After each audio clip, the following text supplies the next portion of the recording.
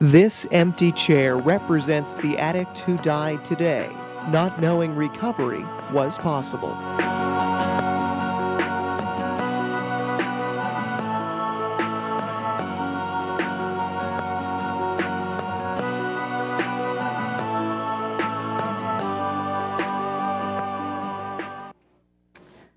Hi, my name is Colleen Leahy. I'm an addict in recovery.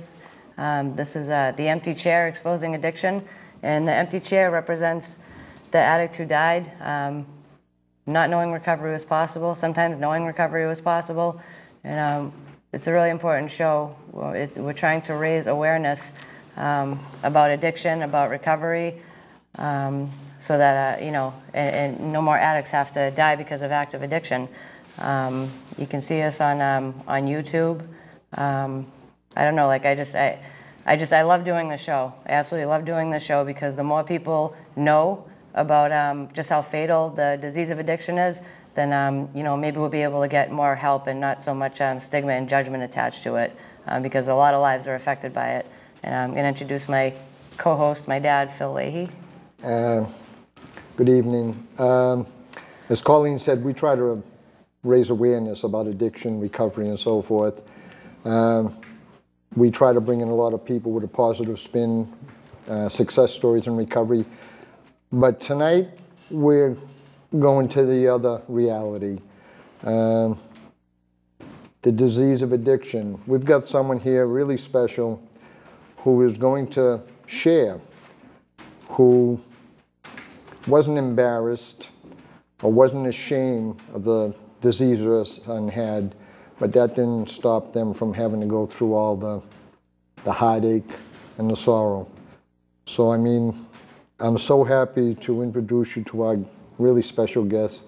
This is Betsy Cody. Betsy, I can't tell you, obviously, how bad we feel that you have to be here, but how happy we are that what you're going to do here is going to make other people aware, and hopefully the general public know that addicts aren't all bad, they're just sick. Yeah, they're just sick. So what we'd like to do is maybe you can tell us a little, your son's name was Chris, and tell us a little something before he went into addiction. Christopher is my youngest of 3 children. He was the baby. He loved animals. I mean, he was always a good student up until he became involved in drugs and other things. But he was a typical suburban kid. I mean, he went to school, he came home, played with his friends, and he did sports. And then all of a sudden it didn't suddenly change. It changed slowly. But I mean, you keep your head, you hide your head, and you said, oh, my kid won't be doing drugs. Especially when you live in the suburbs, and no one does heroin in the suburbs. Oh, my God. And it was just, he changed in high school, and he manages to graduate from high school by the skin of his teeth. My husband would drop him off at school. He'd go walk in the front and out the back. My husband would get a phone call from the vice principal. He'd go get him, take him back to school. And he graduated because his siblings before him had been, good students, and they knew that we kept pushing education. And we took Chris to, at this point, he was probably using drugs, but we thought he was just smoking pot. And we took him to a counselor, and that was like a senior year in high school, and supposedly, they talk things out, but they can't tell you because it's privacy issues. Parents can't know anything if your child's over 18. So then, he started stealing from us. He started stealing from his grandparents. And he was my father's favorite grandchild. I mean, he would do anything for my father. And when he was straight, he'd garden with my father, he'd do everything, and he'd go and visit my mother. And he was their favorite grandson because he spent so much time with them. But if he wanted money, he would rob them as well as us. Yeah. Anything not nailed down was out the door.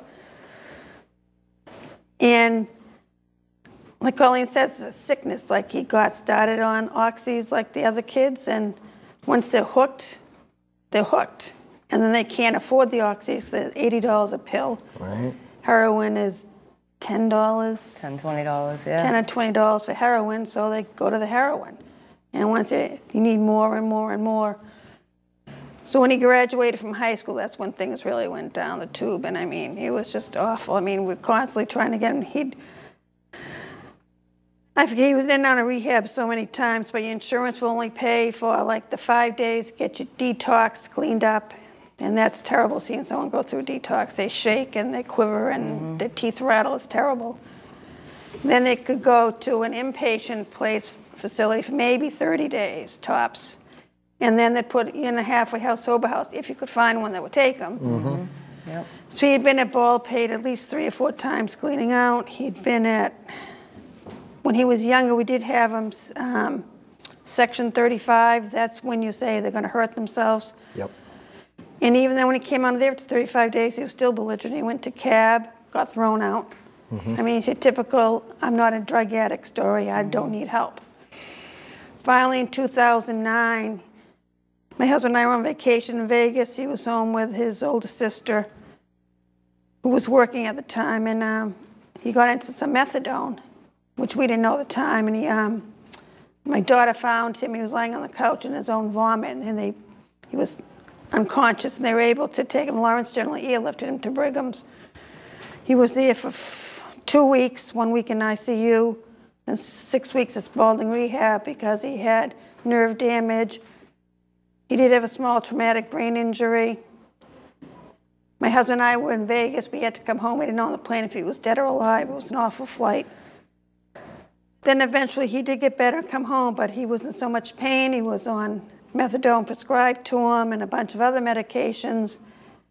Then he had to go see a psychiatrist, but he only saw him once a month. So finally, after about 3 months of long rehab at Spaulding, he came home, and his attitude hadn't changed. I mean, but he needed a lot of help physically at the time because he couldn't walk all right by himself. That finally got better. Just not to interrupt, how old is he at this time? Probably 2009, so he was like 21, 22. Okay. So after that, after he OD'd that time, I just knew unless we could get him in a 6-month program, there was no hope for him because he needed 6 months, and we couldn't. Then when Suboxone came on a couple years ago, he said, I want to try Suboxone. He found a doctor, and he was able to get a job at the Disabilities Commission because he did have some disabilities. He was doing really well. He was at the airport, not the Innova, right near our house. He was able to walk there because he didn't have a car, obviously. And he did really, really well for like 3 months, and then I don't know what happened. He stole $200 from there, and he just told me he went back to using it, and he cried, and he wanted to go into another rehab. But then he knew the ropes. You have to get an emergency, how do we call it, to get into you'd either go to an emergency room in a hospital, or there are some places you can go where you say, I have to detox, and then they'll take you say you're going to hurt yourself or hurt somebody else, and then they have to hold on to you. Right. So then he went to be detoxed. This was the last time at Baldpate. Then he went to a place in Leominster, Mass. for 3 weeks. Then he went to a sober house, and he did there his 3 months, and then bingo, the 3-month magic period, he went out, found heroin, OD'd in the sober house. They'd take him to the hospital there, and then the next day they threw him out, and he came home, and we didn't see him the next night till 9 o'clock. He was higher than a kite. And we just said, Chris, you have to get help. We have to do something. And unfortunately, I had to go to work the next day, and my husband did too. And when I came home from work, I found him dead in my downstairs in the family room. And we just could never get him any help beyond the 30 days. They need a 6-month period. And also they don't need they don't need to be put in jail, because if you come out and you have a jail record, you can't get a job.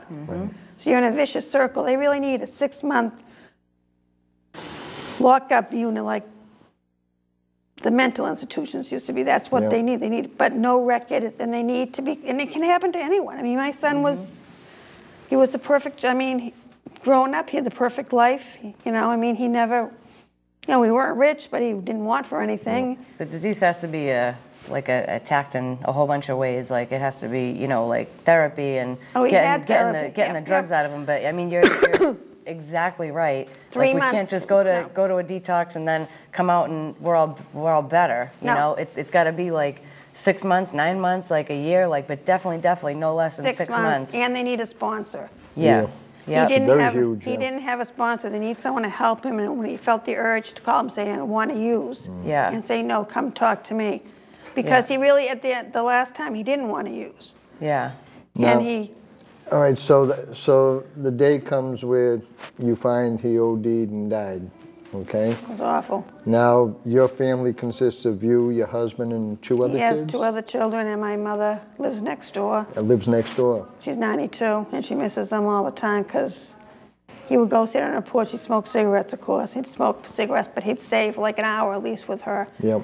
Where the other 2 were always too busy, you know, hi, Nana, how are you? You know, plus they don't live nearby, but Right. he would always spend time with her. And he came from like a good home. See, people, a lot of people, that's why like the show is like so important to get stories like yours out there. Like it doesn't have to be like a broken home and both the parents are addicts and you know there's all this like trauma and abuse. It's like no, like that's similar to my story. It's almost identical. The more you talk about it, everybody knows somebody Yep. who has That's right. problems. Well, and that's, Absolutely. you know, that's why I know that the Tribune did a story about you Yeah. basically based on the fact that in the obituary, you put the cause of death that your son died from. Nobody does that. I know, like myself and Colleen, if we look in the obituaries and we see a person die, and sometimes we know, but tell me something. Now, I commend you for doing it. I wish more people would, because I wish there wouldn't be all the shame and embarrassment. What prompted you to put the cause of death in there? Because anyone who knew him knew that he had a drug issue. And people that we knew that, you know, I mean, we talked about it openly. Yep. And we figured the best thing is to get it out there, that this is what he died of. And we said he had a long battle and struggle with. He did. He had like 7 years of help. I mean, he would even cry. I mean, he cried saying, I don't want to live like this. Yeah. But he had no choice. We couldn't get him a 6-month program because I don't have the money to send him to those ads on TV. That's right. Yeah. I can't afford it. I don't have the $30,000, $40,000, $50,000 to send And you them. know, we were talking about, you and I were talking a little bit about it before the program started. You know, we've been fortunate with the people we've had on and with people Colleen know that, you know, the support group I have, when they have someone, you know, who was in the same situation, because of our involvement in it, you make connections, you know people in this, and we were saying to ourselves, and it's nice that we can do that, and I'm glad we can help some of the people in our group, but it shouldn't be that way. I mean, imagine going into the hospital, bringing a relative that has cancer, and they look at him and says, oh, that's awful, but we really don't have any room. Can you come back in a couple of months? There really is no difference. No. It is a disease. And also, when they do go to the emergency room, the nurses and the doctors just look, oh, they're a drug addict. Yeah. But it's your child. Yeah. Yeah. And I mean, I've had good nurses and I've had bad nurses. Yeah. You know, I had one that's, you know, was ready to throw me to the curb. And then I had some, you know, other ones that said, you know, they understand the plight that you're going through. Yeah. In fact, the last time the nurse, she had the same issues. So it's like, they're not bumps. Okay, now let me ask you something, Betsy. Now, your son passed away. In all honesty, when I got the call telling me Colleen OD'd, if she would have died, I think that would have been it for me right there. I would have just, I don't want nothing to do with it ever again.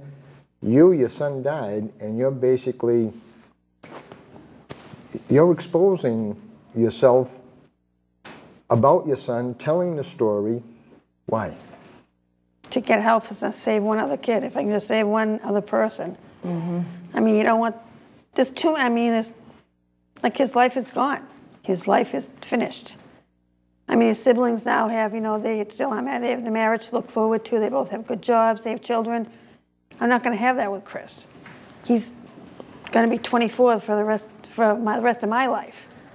And unless you lose some, because I mean, we were talking a little bit before the show, like, you know, I'm not a mom. I don't know what it's like to like lose a child, but like I told you, I lost my sponsor, Joy, and in a direct result of this disease, she took her own life because she stopped doing the work, and with almost 10 years clean, and and I still have a hard time like talking about it. Like I said, you know, it was a couple months ago, but like just that feeling of like, you know, they can't walk back into a meeting, or they can't get like once it's done, it's done. And I think unless people like go through something like that, they can't really understand. I mean, they can say a whole bunch of nice stuff like, I'm really sorry, and wow, that's horrible, but it's like this. Like I can feel it right now. It feels like there's like a hole right there. At Christmas, we haven't put up the stockings yet, and we're still going to put his up this year. Right, right. But it's just, you know, my first, it's always the first now. Like March 28th, I'm going to have a terrible time this year, you know, because that's when he died, March 28th at 4 o'clock I found him. It's just, you know, and the sad part too is like when I called 911, they said do CPR. But I mean, when I touched him, he was cold. It was like, I couldn't. It's like, because I didn't want him, if he did survive, he wouldn't have been himself. And he was cold, and I mean, and it was just so sad kissing him goodbye. You know, it was just knowing that I'll never be able to kiss you again. And I brought in, this is report of his autopsy. I mean, this is all I have left of him. And I mean, it's just so sad. I mean, I just look at this, and it's like, you know, cause of death, died March, date signed March 29th, died March 28th at 4:10 p.m. And it's just, this is it. I mean, it's just his whole life. And it just, in the day, if any, you know, one's doing drugs, just look at this. I mean, this is what will happen to you. I mean, it's just, at the time, you just don't understand. And you when we were walking in here, you know, like she handed me that, and I think you said like, you know, that could have been like me. And when you handed that to me, like I didn't even know what to say. I just got like this chill like up my spine, because that could have been like me, absolutely. And it's just so important for people to like, you know, the awareness about this disease, like about how powerful it is, about how much damage it does, not just to the addict, but to family, to friends, to just everybody that it affects. I mean, it's horrible and horrific, and there needs to be just as much attention and help and funding and treatment for addiction as for like cancer and diabetes and all those other. But the parents, I think you have to watch, like junior year, I mean, end of middle school, beginning of high school is when they start switching friends off, and you know, you got to be more I thought we were as proactive as we could be. Obviously, we weren't proactive enough. And also, you can't keep drugs in your house anymore. You just can't. You just cannot keep. If you have to take painkillers, lock them up somewhere and throw them away when you're done, because I've known adults who have been addicted. Right. You know, and that is really good advice, because you're right. You know, when kids start at that early an age, you know, and I hate it when people say, well, it was the choice they made. Kids are that young. They're not old enough to make choices. What they do is they make mistakes, and in some cases they make mistakes that lead them to something that they can't change. When I was growing up, heroin was, I mean, no one did heroin. And also, you know, I mean, you were wild, you drank a lot. Right. But I mean, nowadays, like, they're exposed. I was never offered, like, heroin. It's so But I mean, nowadays, a kid can go a party, they get drunk, their inhibition's down. Oh yeah, I'll take that pill, sure, why not? And they don't realize it. Like, addiction's run in my family, alcoholism on both sides. So he got the addiction gene, and he couldn't fight it.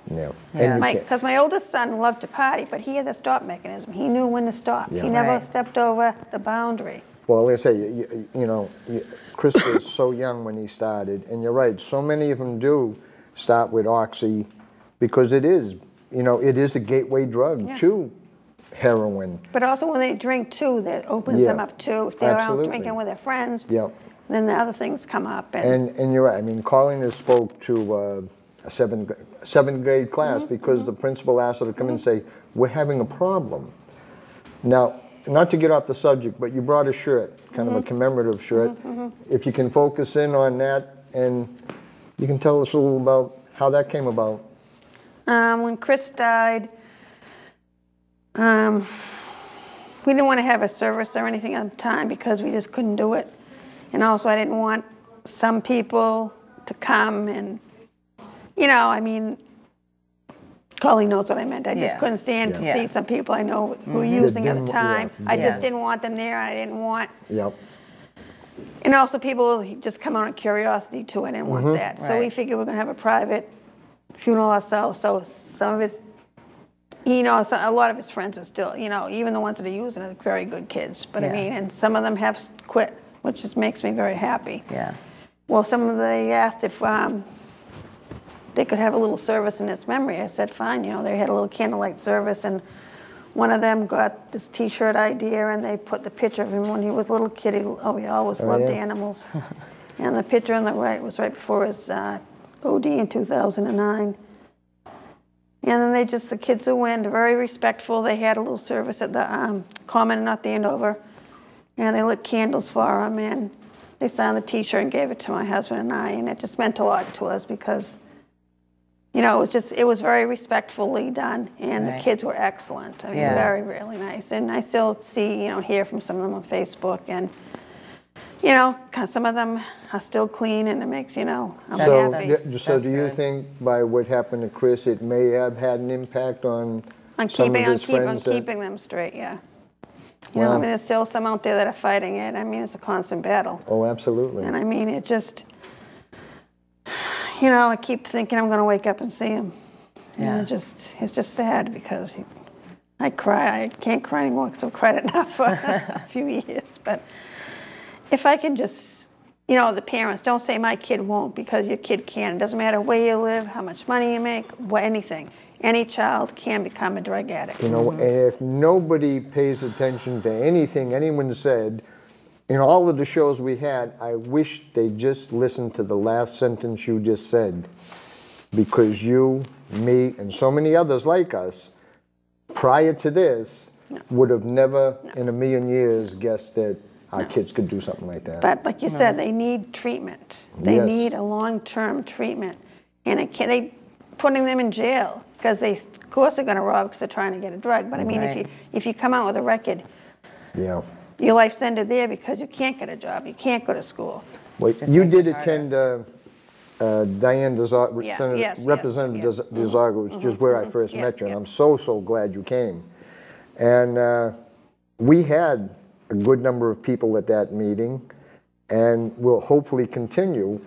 And these representatives that was there want us to start devising legislation that will make treatment a little bit more long-term. Maybe start freeing up some money, you know, for the long-term treatment, so there aren't waits and so forth. Because it will be cheap in the long run if you put your money there versus letting them out in the streets where eventually they're going to end up dead. Absolutely. And I mean, you end up paying more money medically if they're not recovered. Yes, and not only more money medically, but more money to house them in jail. Yeah. It's a lot more expensive to keep someone in jail than it is in a recovery house, which for the most part is usually run by who? Addicts. Recovering addicts. You know, so you have to, sometimes they don't always want to go willingly either the first time, and sometimes you have to like forcefully put I know, it's like, it's a struggle just trying to get into treatment, but then just to get the addict, whoever it is, to be willing to go to detox. But usually, like, anytime that, you know, the past couple of times where I went to detox, I wasn't really willing to go to long-term treatment, but once I kind of cleared up a little bit and was like, wow, my life is an absolute mess, like, I want to, you know, go on to further treatment. And it was always tricky to try and find a place, and it would depend on the time of the year, because obviously in the winter time, every place was like full, or if you didn't have insurance, or if they made too much money, which was like laughable because it was, you know, just like regular like people, and it was like so hard to find a place. I had to do that too, like go to the emergency room. Yep, I'm gonna hurt myself. I didn't really feel like that. I mean, I felt horrible, but I wasn't really feeling like that, you know, legitimately. But like I had to say that so I could get into treatment. Like you know. How did you first? What made you first take heroin? How did you become addicted yourself? Well, I started with like drinking, and I used, you know, everything up until, you know, like pills and weed and, you know, all the, you know, ecstasy and stuff like that. And the first time I ever did heroin, I was already drinking all night, and, you know, a line was put in front of me, and I kind of knew what it was. I kind of didn't, and I sniffed it, and because I sniffed it for like years and years before I ended up using like a needle, but it was just there. I was already messed up. I did it. And never in a million years. Like, I thought maybe I'd drink forever or smoke weed. I never, ever thought that I would be a heroin addict, ever. I'm going to have to interrupt you. We only got about, believe it or not, we only got about 3 or 4 minutes left. Obviously, I'm thrilled that you came here.